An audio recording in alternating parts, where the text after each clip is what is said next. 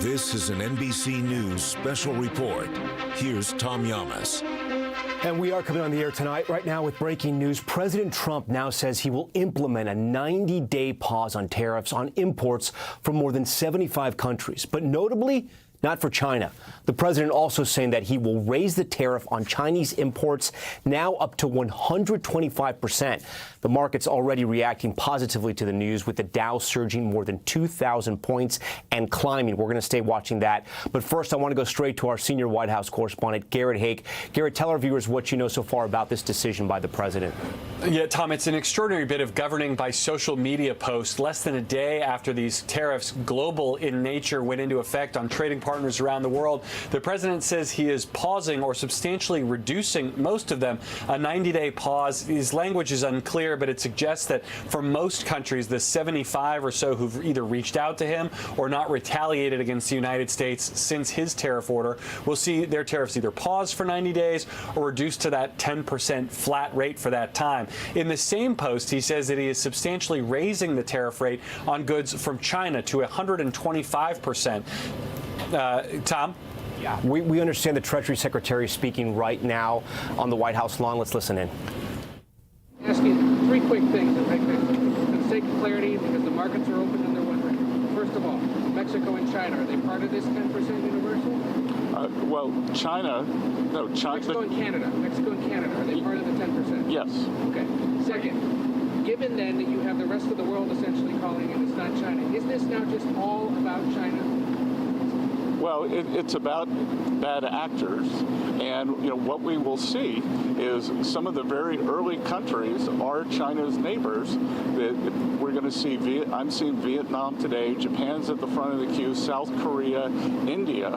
So we will see. And as I've repeatedly said, and President Trump has been saying it for years, China is the most imbalanced economy in the history of the modern world, and they are the biggest source of the U.S. trade problems. And indeed, they are problems for the rest of the world, because what we've seen is that as the U.S. announced a tariff wall last week, many of those goods have already started flooding into Europe. So as you see it now, this trade war is China versus the rest of the world? Well, I'm not calling it a trade war, but I'm saying that China has escalated, and President Trump responded very courageously to that, and we are going to work on a solution with our trading partners. If I could just, excuse me, Raquel, if I could just add to what the Secretary said. Many of you in the media clearly missed the art of the deal. You clearly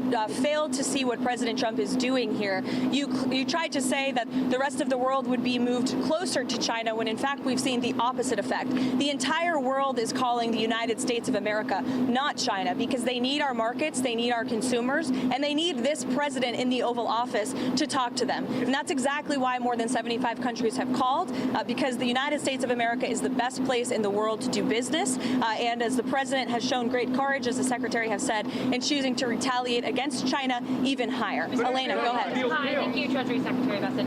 Can you explain more of the decision-making on what feels like a reversal here? I mean, just these went into effect less than 15 hours ago, these tariffs. Why the pause now? What led to that?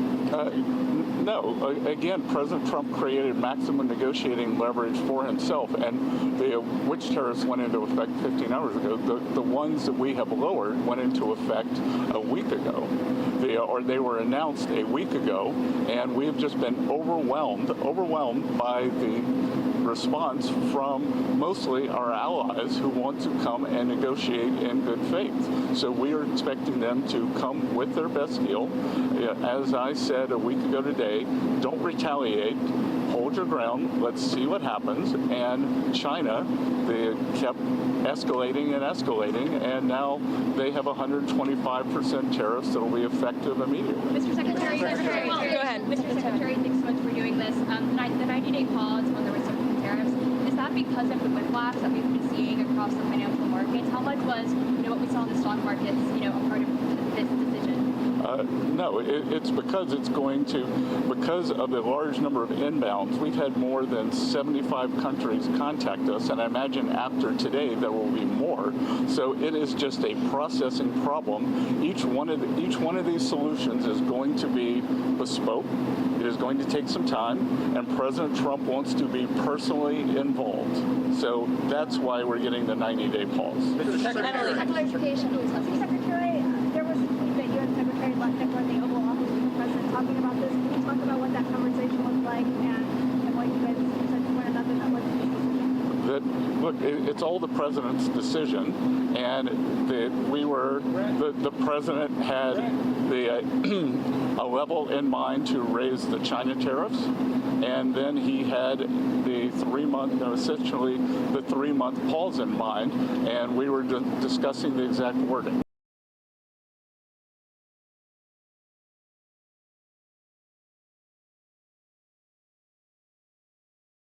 Decision to wait until today, and again, as I've said in the past, no one creates leverage for himself like President Trump. Mr. Secretary. Shelby, go ahead. Mr. Secretary, what does the president want to see by this, I think it's July 9th deadline to keep things paused? Is it just trade barriers coming down, or is it more than that? If you're just listening in, we have been watching the Treasury Secretary there at the White House talking about the major decision made by President Trump just moments ago, saying that he's going to put a 90-day pause on those tariffs across the world for about 75-plus countries. It's going to stand at about 10%. We've been watching the Dow on the right hand of your screen go up in real time, the same with the S&P 500, the same with the NASDAQ. Apple having one of its biggest days so far, up nearly 10% on this news. The other major headline, I want to go back to Garrett on this, is that the tariffs for China have now been increased to 125%. Garrett Hick has been following this. And Garrett, it's interesting, on this big piece of news that he announced on Truth Social, the 10% for the rest of the world was the bottom part of that post, if you will. The headline, the first part for the president, was that he's coming after China even harder. And this is interesting because it follows what he said last night at a reception there in Washington. Tell our viewers about his tone during that reception.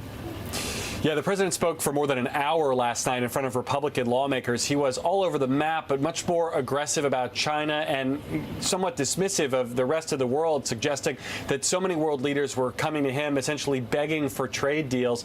He wanted to focus on China, the world's worst actor, the Treasury Secretary just said, when it comes to trade imbalances. The Treasury Secretary, I thought, was notable not to call this a trade war, but it is another substantial retaliation in what's been a several weeks long, but especially over this last week, significant tit for tat, a back and forth between the United States and China, erecting further tariffs on each other's goods. That will be perhaps better received, certainly by the markets, as we're seeing, but also by the president's fellow Republicans, who've been asking him, in some cases, begging him on television to focus his desire to reform the global trade system on China specifically, and to not sort of catch up so many other of our allies and even other potential adversaries in the global trading context around the world, but to keep this narrowly focused on China. Now it appears, at least for the next 90 days, or at least until the president changes his mind on this again, that that's what they will get. And I think, Tom, that is an important caveat. The White House has spent almost the entirety of the last week telling reporters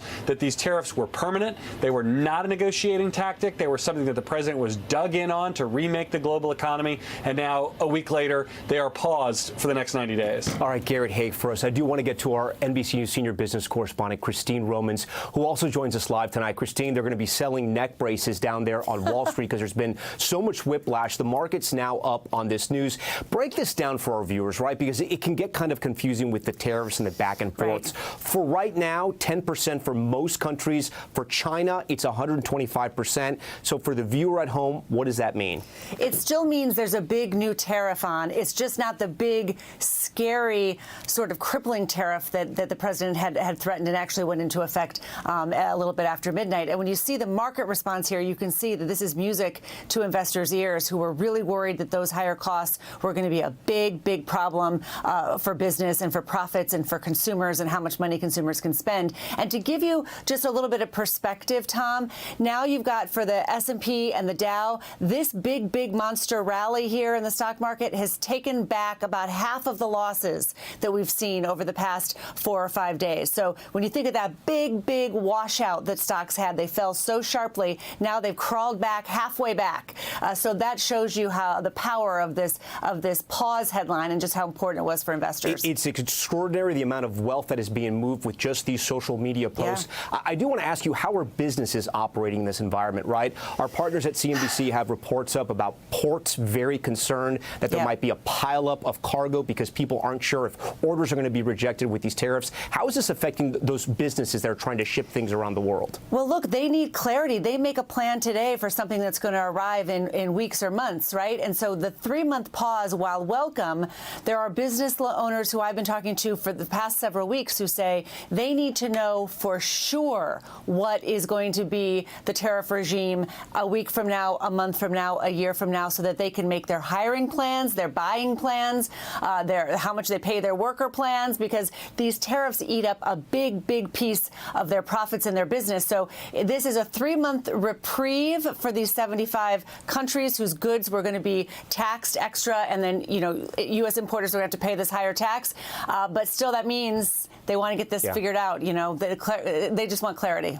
Christine, briefly, what's the advice to our viewers out there looking at their 401ks, maybe families looking at 529 plans? It's been a very wild couple of weeks for these people. It really has. It's a reminder to please make a plan and make sure that you have the stomach for the kind of risk you're taking in the market. I mean, a lot of people who are very close to retirement have been working with their financial professionals to make sure they can weather this. If this is going to be a big process that, like the president says, where it could take some time to remake the global economy, that could be rocky for the stock market and volatile in the near term.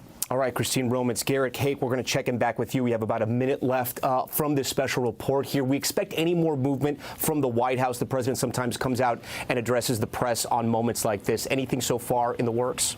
I do expect we'll see him shortly, Tom. He's expected to appear at an event with racing car champions, an event ripe for pun and metaphor as we watch the Dow take off here. He's also expected to sign some executive orders later in the afternoon that were supposed to be closed press, but I suspect cameras will likely be allowed inside. All right, Garrett Hake for us. We're going to be watching that and monitoring what the president has to say later today. That's going to conclude this NBC News special report. We're going to have much more ahead on our streaming network, NBC News Now, online at NBCnews.com always, and a full wrap-up tonight when I see you on Nightly News. I'm Tom Yamas. We thank you so much for watching this special report right here on NBC.